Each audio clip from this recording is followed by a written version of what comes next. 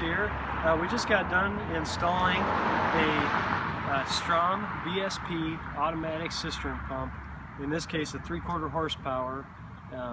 This cistern pump it works just like the Grundfos SPA in that it has all internal pump control. So it has a flow sensor and a pressure switch built into the casing there itself. So it detects when flow is being demanded and will kick the motor on automatically.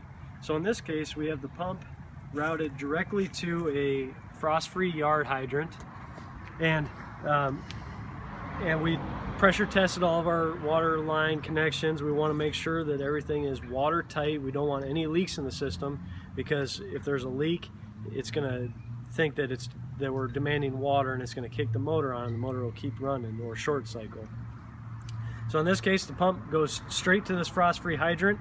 We lift the handle. As soon as we lift it, water starts flowing, and that motor kicks on. As soon as we shut the valve, you can hear the motor running for an extra few seconds.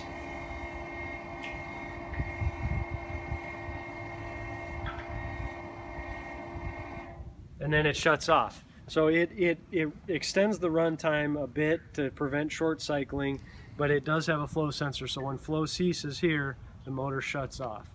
We also put in a normally open float switch on that pump, so that if the water level in the cistern gets low, that float switch will go in the downward position and will shut all power to the pump off automatically as well.